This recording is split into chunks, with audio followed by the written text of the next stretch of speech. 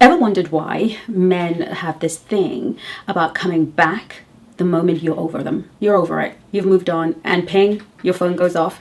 Have you ever wondered that? If you have, my name is Chengi. I am your dating and relationship expert here at the Black Swan Relationship Academy, and I've helped over 6,000 women stop chasing love and start attracting it the right way without losing themselves. If that sounds good to you, then stick around for this video.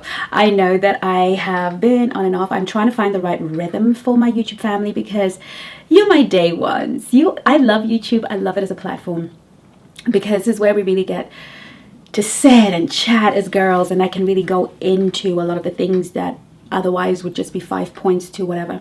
So I've already actually done a video on this a few years ago, so this is a bit of an update because as I grow, my content also grows. So if you're the girl who's wondering, who's ever asked herself, why does this happen? I'm totally over him, don't care, moved on, and now ping, and you call your friend and you're like, you never guess who just messaged me. And they can't even guess because it's been a while. You haven't spoken about him for forever. It's like a thing. So here is why. There are a few reasons, and we want to touch on those. And I'm not going to stay too long because, you know, we got things to do. A few reasons. Let's start with reason number one. And they're no particular order of importance.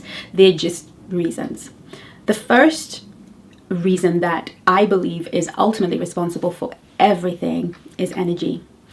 I teach in my Energy Mastery Masterclass some very important lessons about energy, and for those of you who feel some kind of way about the word energy because it's normally associated with new ages and spiritual people, blah blah blah, think of it as spirit. Okay, swap it out for spirit.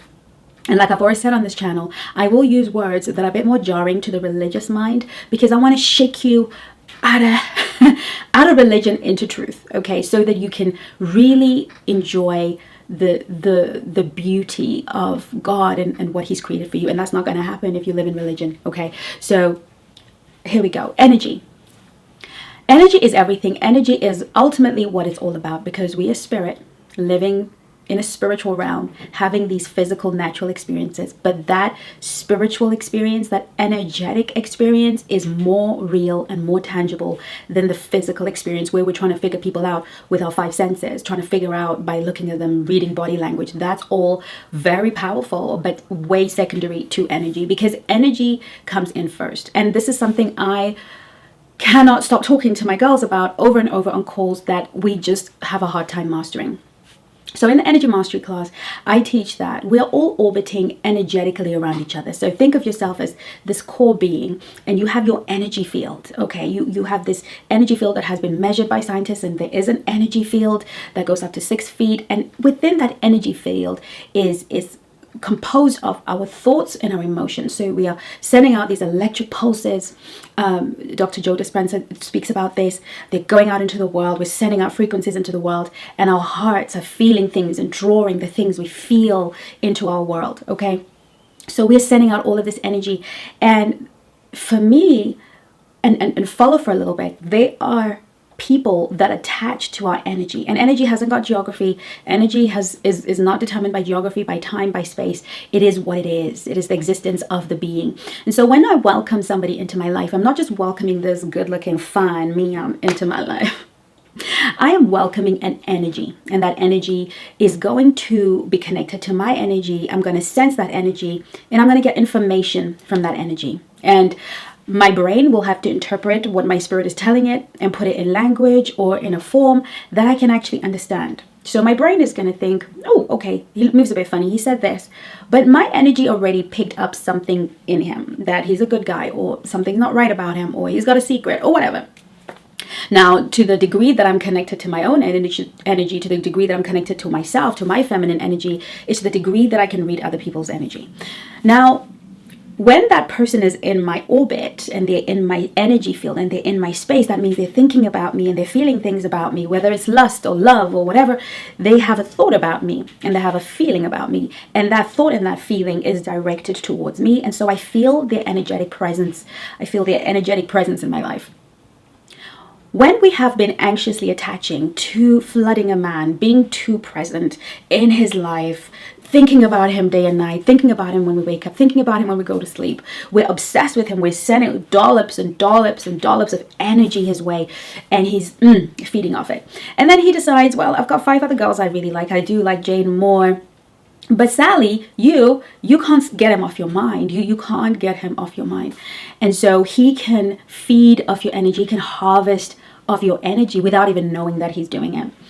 Then after a while, you move on, life happens, you get busy, you start to really process, you do the soulmate attraction system course, you call a coach, you go on a holiday, something happens, you meet someone new, and your thoughts move, your attention moves, your feelings are now moving away from him. You don't even remember the last time you thought about him. You don't even remember the last time you had a thought or a feeling about him.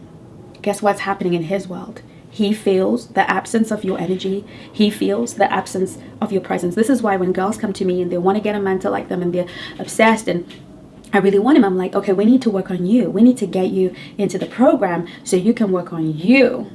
Because when you're working on you, we're moving your energy from him to you, away from him to you, where it should be, because feminine energy will only ever flourish when we are directing it inwards, when we direct our energy within, when we're thinking about us, about our relationship with God, about our relationship with ourselves, about our relationship with the world, and feeding and nurturing and taking care of ourselves. We are largely in our feminine. That's how we are supposed to be, because from the self, we feed the world.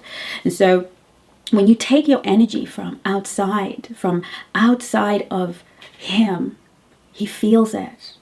And depending on the man that he is, and we're going to talk about this in a bit, he's going to come back and you're going to make the mistake of thinking he misses me, he misses the good times, he misses all the stuff we did together, he just misses me. In reality, he doesn't miss you.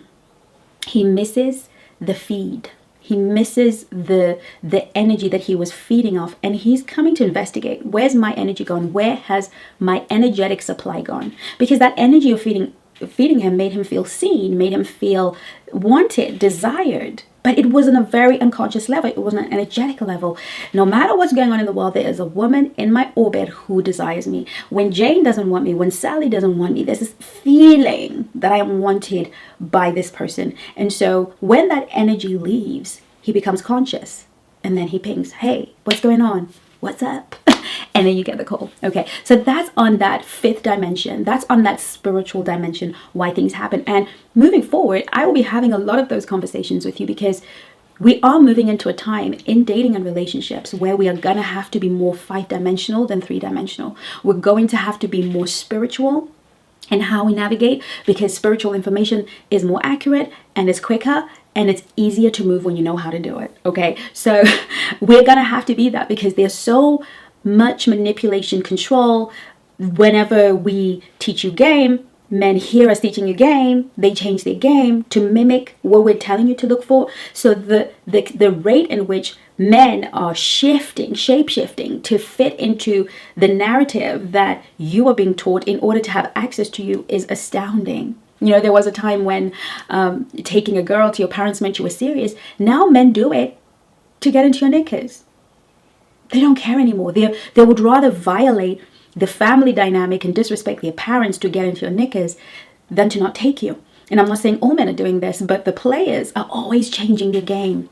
Usually mom is like, oh, I'm used to him bringing girls here. She's not necessarily perplexed by it. She's not interested in it. It's just like, oh, another one of his girls, right? But you think, oh my God, I met his mom.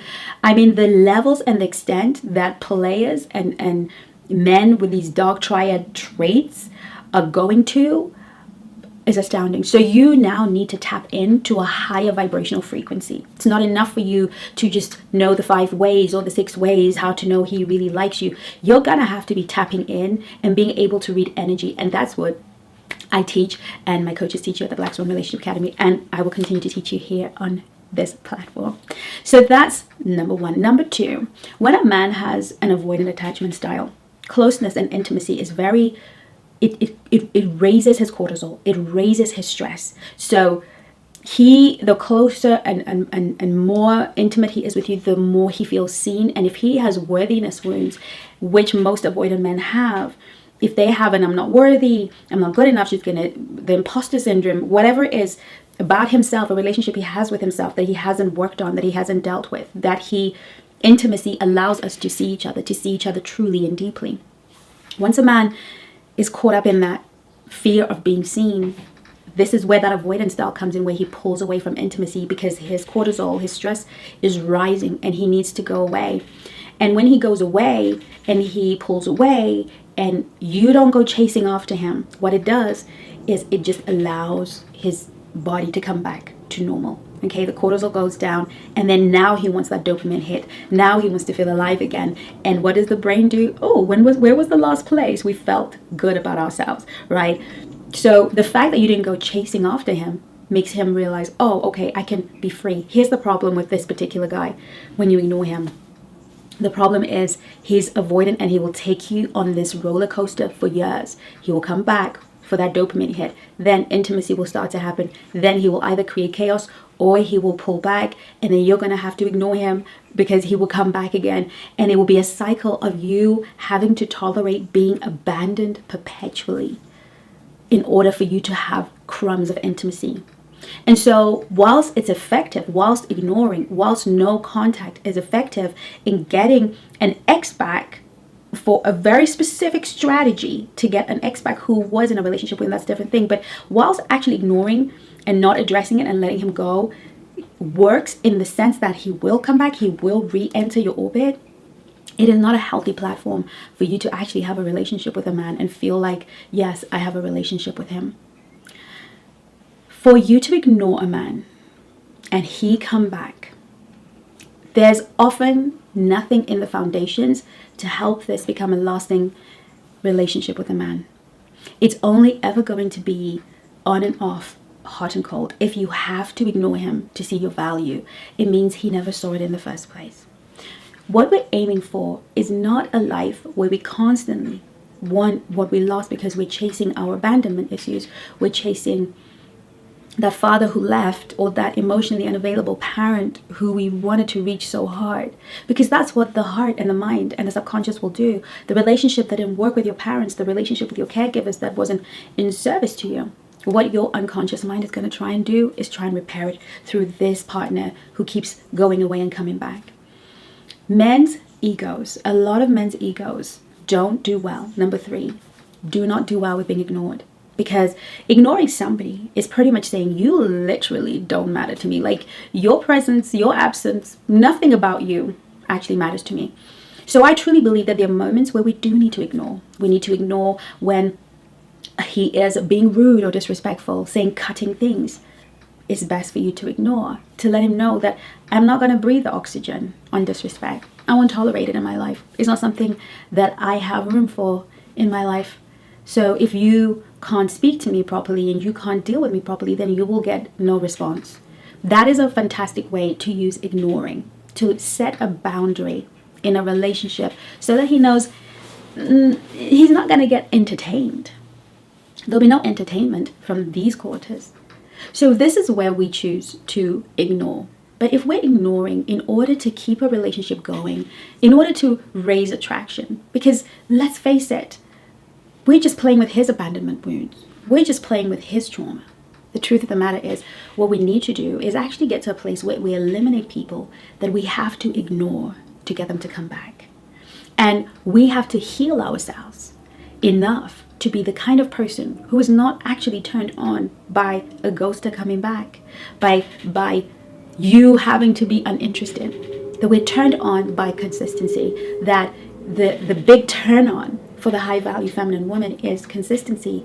When a man shows up consistently and loves on us consistently and makes us feel safe consistently, that should be what we are alive for. That should be what turns us on and gets our knickers wet, because we are turned on. If we are not turned on by that, if we're turned on by the chase, if we're turned on by the seeking, if you are sitting here listening to this and you are asking yourself, should I take him back or not? After you've had to ignore him, then you got to question, what are you doing? What is this relationship? What is the meaning of it? If you're asking yourself, should I ignore him so he comes back? Is that what you want? Is that the love life you want? What's going to happen when you're married? Let's say you manage to convince him. Are you going to be ignoring your husband to get him to love you, to see you? You see, ladies, here's what we need to realize. Men will always adapt to the behavior of women. The market will always shift to the behavior of women. What is it that women ultimately want? And if, as women, we make it very clear that we don't entertain men who are incapable of being consistent and present and making us feel safe, then these men with avoidant attachment styles, these men with broken hearts and broken stories, have to now go and heal it, have to now go and address it, because women no longer tolerate it. And if we as women cannot move with the same heart and the same mind, guess what? Be the one. Be the one to say no to it for your life. Be the one to say no to it for yourself. Because everything you say no to energetically makes room for the things that you want to say yes to. If you keep saying yes to the things you don't want, spiritually, you will get more of it. But even on a personal level, learn to say no to the things that don't serve you. It's been so good talking to you. I'm so glad to be back talking to you here on YouTube. Hey beautiful, thanks for watching. If you are looking to attract or deepen the kind of love that feels safe and lasting, click the first link in the description. It's a 30-day challenge to reset your love life.